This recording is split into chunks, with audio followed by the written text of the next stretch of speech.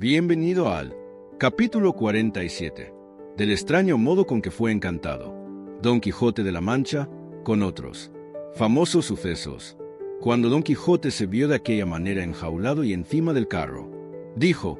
muchas y muy graves historias he yo leído de caballeros andantes, pero jamás he leído, ni visto, ni oído que a los caballeros encantados los lleven de esta manera y con el espacio que prometen estos perezosos y tardíos animales,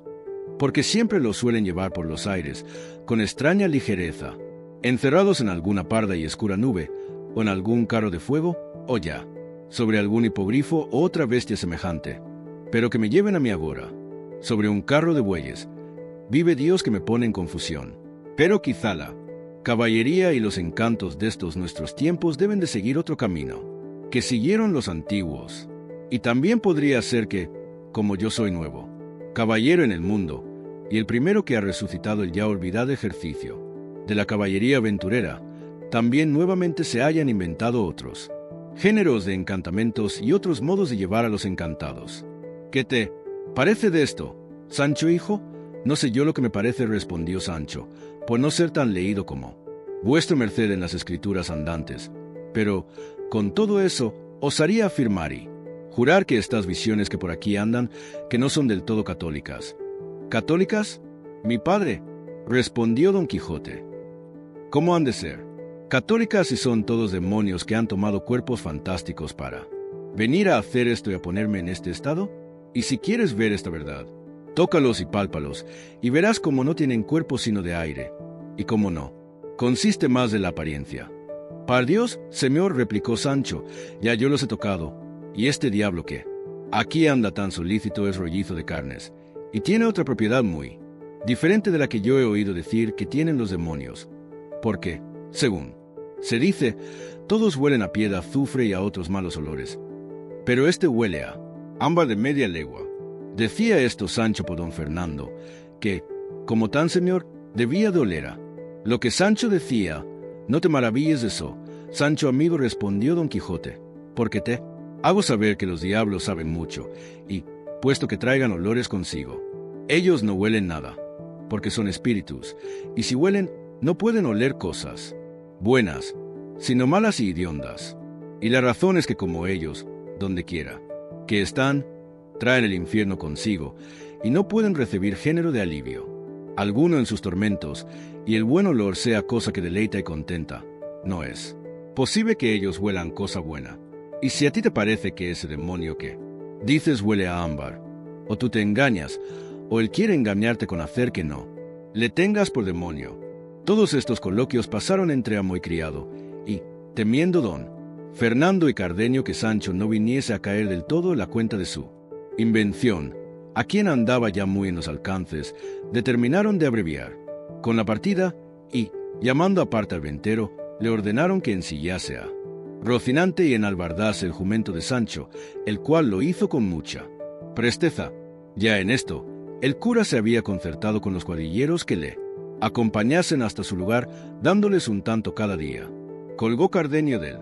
arzón de la silla de Rocinante, del un cabo la adarga y del otro la bacía, y por señas mandó a Sancho que subiese en su asno y tomase de las riendas a Rocinante, y puso a los dos lados del carro los dos cuadrilleros con sus escopetas. Pero, antes que se moviese el carro, salió la ventera, su hija y Maritornes a despedirse de Don Quijote, fingiendo que lloraban de dolor de su desgracia.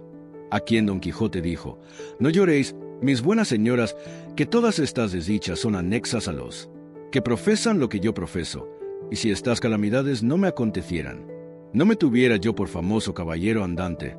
porque a los caballeros de poco nombre y fama nunca les suceden semejantes casos, porque no hay en el mundo quien se acuerde de ellos. A los valerosos sí, que tienen envidiosos de su virtud y valentía a muchos príncipes y a muchos otros caballeros, que procuran por malas vías destruir a los buenos. Pero, con todo eso, la virtud es tan poderosa que, por sí sola, a pesar de toda la nigromancia que supo su primer inventor, Zoroastes, saldrá vencedora de todo trance, y dará de sí luz en el mundo, como la da el sol en el cielo. Perdonadme, fermosas damas, si algún desaguisado, por descuido mío, os he fecho, que, de voluntad y a sabiendas, jamás le di a nadie, y rogad a Dios me saque de estas prisiones, donde algún malintencionado encantador me ha puesto, que si de ellas me veo libre, no se me caerá de la memoria las mercedes que en este castillo me habedes fecho, para gratificallas, servillas y recompensallas como ellas merecen. En tanto que las damas del castillo esto pasaban con Don Quijote, el cura y el barbero se despidieron de don Fernando y sus camaradas, y del capitán y de su hermano y todas aquellas contentas señoras, especialmente de Dorotea y Lustinda. Todos se abrazaron y quedaron de darse noticia de sus sucesos, diciendo don Fernando al cura donde había de escribirle para avisarle en lo que paraba Don Quijote, asegurándole que no habría cosa que más gusto le diese que saberlo, y que él, asimismo, le avisaría de todo aquello que él viese, que podría darle gusto, así de su casamiento como del bautismo de Zoraida, y suceso de don Luis y vuelta de Lustinda a su casa. El cura ofreció de hacer cuanto se le mandaba con toda puntualidad. Tornaron a abrazarse otra vez, y otra vez tornaron a nuevos ofrecimientos. El ventero se llegó al cura y le dio unos papeles, diciéndole que los había hallado en un aforro de la maleta donde se halló la novela del curioso, impertinente, y que, pues su dueño no había vuelto más por allí, que se los llevase todos, que, pues él no sabía leer, no los quería. El cura se lo agradeció, y, abriéndolos luego, vio que al principio de lo escrito decía novela de Rinconete y Cortadillo, por donde entendió ser alguna novela, y coligió que, pues la del curioso impertinente había sido buena, que también lo sería aquella, pues podría ser fuesen todas de un mismo autor, y así la guardó, con presupuesto de leerla cuando tuviese comodidad. Subió a caballo, y también su amigo el barbero, con sus antifaces, porque no fuesen luego conocidos de Don Quijote, y pusiéronse a caminar tras él. Carro, y la orden que llevaban era esta: iba primero el carro, guiándole su dueño. A los dos lados iban los cuadrilleros, como se ha dicho, con sus escopetas. Seguía luego Sancho Panza sobre su asno, llevando de rienda Rocinante. Detrás de todo esto iban el cura y el barbero sobre sus poderosas mulas, cubiertos los rostros, como se ha dicho, con grave reposado continente, no caminando más de lo que permitía el paso tarde de los bueyes. Don Quijote iba sentado en la jaula, las manos atadas, tendidos los pies, y arrimado a las verjas, con tanto silencio y tanta paciencia como si no fuera hombre de carne, sino estatua de piedra. Y así, con aquel espacio y silencio, caminaron hasta 2 leguas, que llegaron a un valle, donde le pareció el boyero ser lugar acomodado para reposar y dar pasto a los bueyes, y, comunicándolo con el cura, fue de parecer el barbero que caminasen un poco más, porque él sabía, detrás de un recuesto que cerca de allí se mostraba, había un valle de más hierba y mucho mejor que aquel donde parar querían. Tomóse el parecer del barbero, y así tornaron a proseguir su camino. En esto volvió el cura el rostro, y vio que a sus espaldas venían hasta 6 o 7 hombres de a caballo, bien puestos y aderezados, de los cuales fueron presto alcanzados, porque caminaban no con la flema y reposo de los bueyes, sino como quien iba sobre mulas de canónigos y con deseo de llegar presto a cestear la venta, que menos de 1 legua de allí se parecía. Llegaron los diligentes a los perezosos y saludáronse cortésmente, y uno de los que venían, que, en resolución, era canónigo de Toledo y señor de los demás que le acompañaban, viendo la concertada procesión del carro, cuadrilleros, Sancho, Rocinante, cura y barbero, y más a Don Quijote, enjaulado y aprisionado, no pudo dejar de preguntar qué significaba llevar aquel hombre de aquella manera, aunque ya se había dado a entender, viendo las insignias de los cuadrilleros, que debía de ser algún facinoroso salteador, o otro delincuente cuyo castigo tocase a la Santa Hermandad. Uno de los cuadrilleros, a quien fue hecha la pregunta, respondió ansí: Señor, lo que significa ir este caballero de esta manera, dígalo él, porque nosotros no lo sabemos. Oyó Don Quijote la plática, y dijo: Por dicha vuestras mercedes, señores caballeros, son versados y perictos en esto de la caballería andante, porque si lo son, comunicaré con ellos mis desgracias, y si no, no hay para que me cansen decillas. Y a este tiempo habían ya llegado el cura y el barbero, viendo que los caminantes estaban en pláticas con Don Quijote de la Mancha para responder, de modo que no fuese descubierto su artificio. El canónigo, a lo que Don Quijote dijo, respondió: en verdad, hermano, que sé más de libros de caballerías que de las súmulas de Villalpando. Ansí que, si no está más que en esto, seguramente podéis comunicar conmigo lo que quisiéredes. A la mano de Dios, replicó Don Quijote. Pues así es. Quiero, señor caballero, que sepades que yo voy encantado en esta jaula, por envidia y fraude de malos encantadores, que la virtud más es perseguida de los malos, que amada de los buenos. Caballero andante soy, y no de aquellos de cuyos nombres jamás la fama se acordó para eternizarlos en su memoria, sino de aquellos que, a despecho y pesar de la misma envidia y de cuantos magos, crió Persia, brahmanes la India, ginosofistas la Etiopía, ha de poner su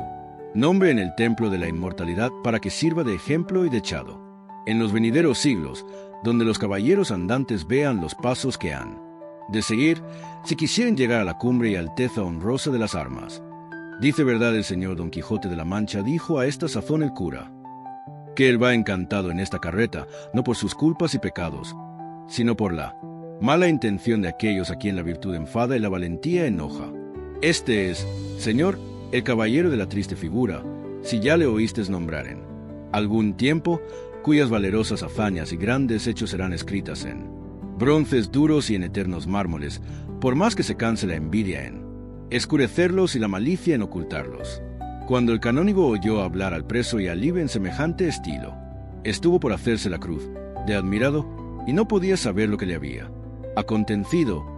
y en la misma admiración cayeron todos los que con él venían. En esto, Sancho Panza, que se había acercado a oír la plática, para adobarlo. Todo, dijo, ahora, señores, quiéranme bien o quiéranme mal por lo que dijere, el caso de ello es que así va encantado mi señor Don Quijote como mi madre. Él tiene su entero juicio, él come y bebe y hace sus necesidades como los demás hombres, y como las hacía ayer, antes que le enjaulasen. Siendo esto ansí, ¿cómo quieren hacerme a mi entender que va encantado? Pues yo he oído decir a muchas personas que los encantados ni comen, ni duermen, ni hablan. Y mi amo, si no le van a la mano, hablará más que 30 procuradores. Y, volviéndose a mirar al cura, prosiguió diciendo, a señor cura, pensaba vuestra merced que no le conozco, y pensará que yo no calo y adivino a dónde se encaminan estos nuevos encantamentos. Pues sepa que le conozco, por más que se encubra el rostro, y sepa que le entiendo, por más que disimule sus embustes. En fin, donde reina la envidia no puede vivir la virtud, ni a donde hay escasez a la liberalidad. Mal haya el diablo, que, si por su reverencia no fuera, ésta fuera. Ya la hora que mi señor estuviera casado con la infanta Micomicona, y yo fuera conde, por lo menos, pues no se podía esperar otra cosa, así de la bondad de mi señor el de la triste figura como de la grandeza de mis servicios. Pero ya veo que es verdad lo que se dice por ahí, que la rueda de la fortuna anda más lista que una rueda de molino, y que los que ayer estaban en pinganitos hoy están por el suelo. De mis hijos y de mi mujer me pesa, pues cuando podían y debían esperar ver entrar a su padre por sus puertas, hecho gobernador o visorrey de alguna ínsula o reino, le verán entrar hecho mozo de caballos. Todo esto que he dicho, señor cura, no es más de por encarecer a su paternidad. Haga conciencia del mal tratamiento que a mi señor se le hace, y mire bien no le pida a Dios en la otra vida esta prisión de mi amo, y se le haga cargo de todos aquellos socorros y bienes que mi señor Don Quijote deja de hacer en este tiempo que está preso. Adóbame esos candiles, dijo a este punto el barbero. También vos, Sancho, sois de la cofradía de vuestro amo. Vive el señor, que voy viendo que le habéis de tener compañía en la jaula, y que habéis de quedar tan encantado como él, por lo que os toca de su humor y de su caballería. En mal punto os empremiastes de sus promesas, y en mal hora se os entró en los cascos la ínsula que tanto deseáis. Yo no estoy preñado de nadie, respondió Sancho, ni soy hombre que me dejaría empreñar del rey que fuese, y, aunque pobre, soy cristiano viejo, y no debo nada a nadie. Y si ínsulas deseo, otros desean otras cosas peores, y cada uno es hijo de sus obras, y, debajo de ser hombre, puedo venir a ser papa, cuanto más gobernador de una ínsula, y más pudiendo ganar tantas mi señor, que le falte a quien dalas. Vuestra merced mire cómo habla, señor barbero, que no es todo hacer barbas, y algo va de Pedro a Pedro. Dígolo porque todos nos conocemos, y a mí no se me ha de echar dado falso. Y en esto del encantó de mi amo, Dios sabe la verdad, y quédese aquí, porque es peor. Meneallo, no quiso responder el barbero a Sancho, porque no descubriese con sus simplicidades lo que él y el cura tanto procuraban encubrir, y, por este mesmo temor, había el cura dicho al canónigo que caminasen un poco delante, que le diría el misterio del enjaulado, con otras cosas que le diesen gusto. Hízolo así el canónigo, y adelantóse con sus criados y con él estuvo, atento a todo aquello que decirle quiso de la condición, vida, locura y costumbres de Don Quijote, contándole brevemente el principio y causa de su desvarío y todo el progreso de sus sucesos, hasta haberlo puesto en aquella jaula, y el designio que llevaban de llevarle a su tierra, para ver si por algún medio hallaban remedio a su locura. Admiráronse de nuevo los criados y el canónigo de oír la peregrina historia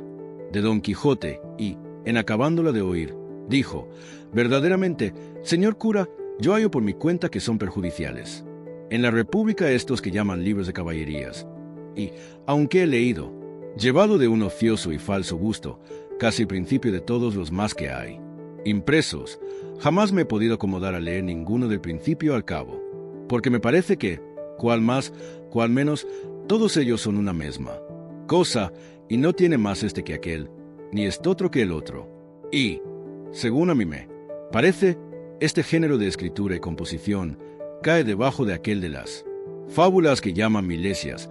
que son cuentos disparatados que atienden solamente a deleitar y no a enseñar, al contrario de lo que hacen las fábulas apólogas, que deleitan y enseñan juntamente. Y, puesto que el principal intento de semejantes libros sea el deleitar, no sé yo cómo puedan conseguirle, yendo llenos de tantos y tan desaforados disparates,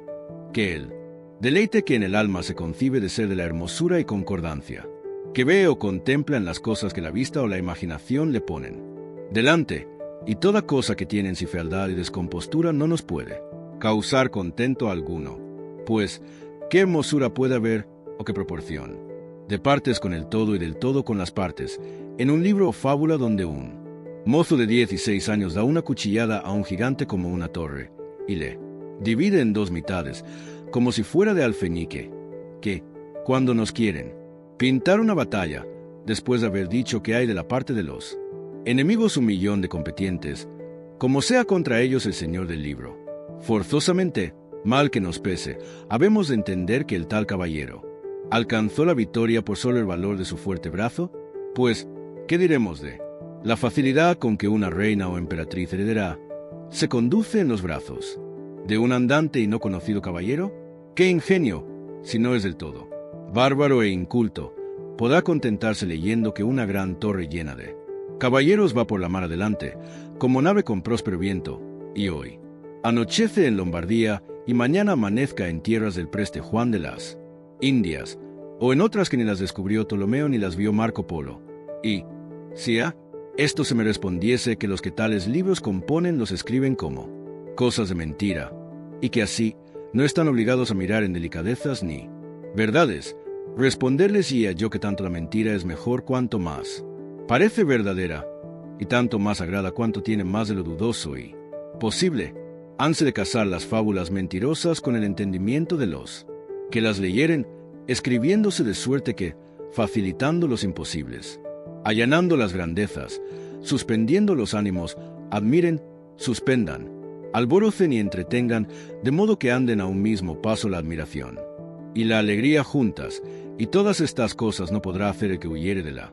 verisimilitud y de la imitación, en quien consiste la perfección de lo que se escribe. No he visto ningún libro de caballerías que haga un cuerpo de fábula entero con todos sus miembros, de manera que el medio corresponda al principio y el fin al principio y al medio, sino que los componen con tantos miembros que más parece que llevan intención a formar una quimera o un monstruo que a hacer una figura proporcionada. Fuera de esto, son en el estilo duros, en las hazañas increíbles, en los amores lascivos, en las cortesías, mal, mirados, largos en las batallas, necios en las razones, disparatados en los viajes y, finalmente, ajenos de todo discreto artificio, y por esto dignos de ser desterrados de la República Cristiana, como agente inútil. El cura le estuvo escuchando con grande atención, y parecióle hombre de buen entendimiento y que tenía razón en cuanto decía, y así le dijo que, por ser de su misma opinión y tener ojeriza a los libros de caballerías, había quemado todos los de Don Quijote, que eran muchos, y contóle el escrutinio que de ellos había hecho, y los que había condenado al fuego y dejado con vida, de que no poco se rió el canónigo, y dijo que, con todo cuanto mal había dicho de tales libros, hallaba en ellos una cosa buena, que era el sujeto que ofrecían para que un buen entendimiento pudiese mostrarse en ellos, porque daban largo y espacioso campo por donde sin empacho alguno pudiese correr. La pluma, descubriendo naufragios, tormentas, reencuentros y batallas, pintando un capitán valeroso con todas las partes que para ser tal se requieren, mostrándose prudente previniendo las astucias de sus enemigos, y elocuente orador persuadiendo o disuadiendo sus soldados, maduro en el consejo, presto en lo determinado, tan valiente en el esperar como en el acometer, pintando ora un lamentable y trágico suceso, ahora un alegre y no pensado acontecimiento, allí una hermosísima dama, honesta, discreta y recatada, aquí un caballero cristiano, valiente y comedido, acullá un desaforado bárbaro fanfarrón, acá un príncipe cortés, valeroso y bien mirado, representando bondad y lealtad de vasallos, grandezas y mercedes de señores. Ya puede mostrarse astrólogo, ya cosmógrafo excelente, ya músico, ya inteligente en las materias de Estado, y tal vez le vendrá ocasión de mostrarse nigromante, si quisiere. Puede mostrar las astucias de Ulixes, la piedad de Eneas, la valentía de Aquiles, las desgracias de Héctor, las traiciones de Sinón, la amistad de Eurialio, la liberalidad de Alejandro, el valor de César, la clemencia y verdad de Trajano, la fidelidad de Zopiro, la prudencia de Catón, y, finalmente, todas aquellas acciones que pueden hacer perfecto a un varón ilustre, ahora poniéndolas en uno solo, ahora dividiéndolas en muchos, y, siendo esto hecho con apacibilidad de estilo y con ingeniosa invención, que tire lo más que fuere posible a la verdad, sin duda compondrá una tela de varios y hermosos lazos tejida, que, después de acabada, tal perfección y hermosura muestre, que consiga el fin mejor que se pretende en los escritos, que es enseñar y deleitar juntamente, como ya tengo dicho, porque la escritura desatada de estos libros da lugar a que el autor pueda mostrarse épico, lírico, trágico, cómico, con todas aquellas partes que encierran en sí las dulcísimas y agradables ciencias de la poesía y de la oratoria, que la épica también puede escribirse en prosa como en verso.